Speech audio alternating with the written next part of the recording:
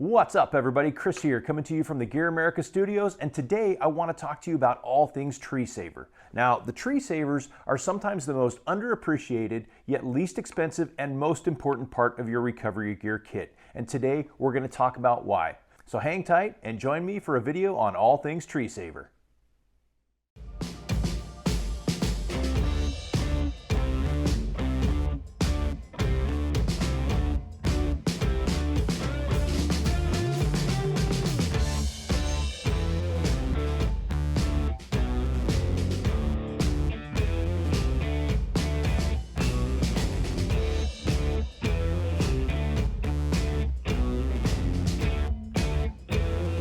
Welcome back, and like I said, this video is about all things tree saver, what they are, how they work, why they're useful, and why you need to have at least one in your recovery gear kit. This video is meant to be 100% informational for you, but if you have an extra idea or a different use for a tree saver or another tip, feel free to comment below.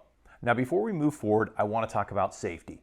Recovering a vehicle uses heavy-duty equipment under extreme loads, so be very, very careful. Be mindful of all of your surroundings, the people, the pets, the vehicles, everything that's around you, and keep safety in mind at all times. Now today I want to talk to you about tree savers.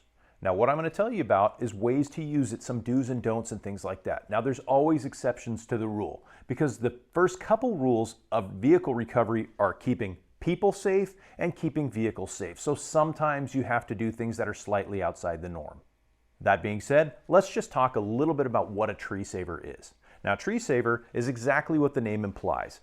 It's a strap that's designed to go around a tree so you're not winching directly off the tree, causing damage to the bark. Most trees can't live without their bark. If you cut a circle completely around the tree in the bark, it potentially can kill that tree. And if you're winching off that tree, chances are the guy behind you on the trail is going to be winching in the same spot. Now, winching has been around a long time, and using an anchor point obviously is how you get out. Now, people have been using all kinds of things to wrap around trees, whether it was a chain, using a cable, or a synthetic rope from your winch. I mean, all these things people have used in the past, and sometimes people still use now. But because we don't want to damage that tree, we all need to switch to a tree saver. And truth be told, there are many off-road parks and off-road areas in this country that are requiring a minimum of a 3-inch strap to go around a tree. Some are even bumping to a 4-inch strap. And that's why GearAmerica makes a 3x8 foot and a 4x10 foot tree saver. Now, just a little bit of the technology behind the GearAmerica tree savers. They're used with a very special tube webbing.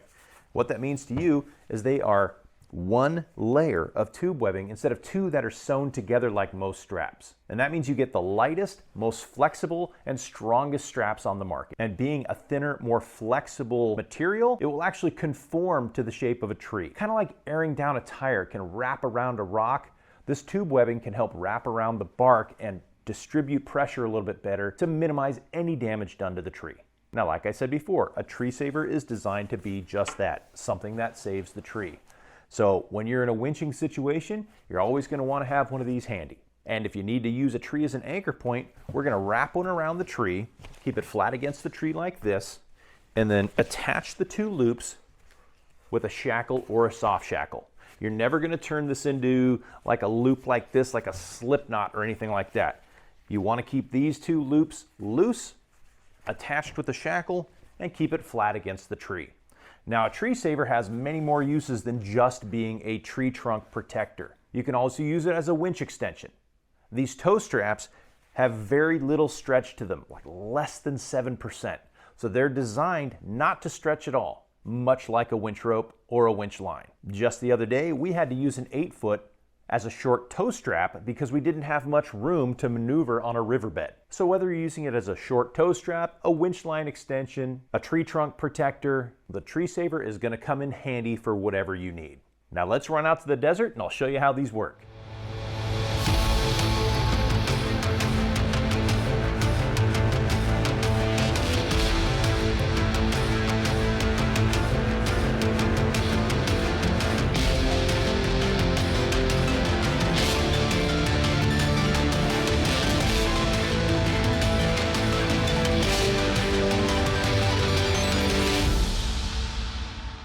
Welcome back. So we made it out into the desert and happened to find a tree. Now, a lot of times you can't find a tree out here in the desert, but don't use a cactus or something really small. The rule of thumb that I use when I'm hooking up to a tree is if that tree is wide enough to lay 2 of them down to drive across a ravine as a bridge, then it's wide enough to hold my Jeep. This one here is about 12 inches in diameter and has another stump right behind it. So it's going to be solid, have a good root system, and be a great anchor point out here in the desert. Today I brought out the GearAmerica 4-inch by 10-foot tree saver, an Uber shackle, and a soft shackle just to show you how easy it is to hook it up. Now let's see how it all works. When using a tree saver, you're going to want to get as low to the ground as possible and take advantage of the strength of the roots of the tree. So we're going to wrap it around the base.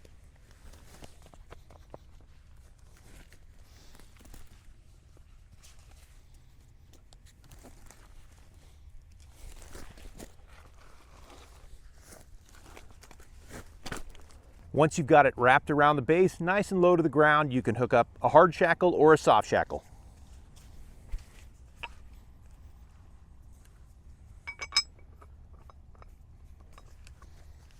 With the strap laying flat against the tree and the shackle hooked up, you can go ahead and use this as a safe recovery point. Now remember, you want to have both loops through the shackle. Don't put it through like this because it's just going to choke against the tree. Keep both those loops parallel to each other. Run your shackle or soft shackle through it and you're good to go for your recovery. And while you're pulling, keep an eye on the tree. If you see it moving, shifting forward, or see anything start tearing out of the ground, definitely back off and try to find a better recovery point. Remember, the correct use of a tree saver is going to keep the tree living for a long time because you're not cutting into the bark by wrapping a cable or a line around it. So always have a tree saver. I'm going to put some links down below on where you can find some lifetime warranty GearAmerica tree savers in a couple of different lengths and sizes.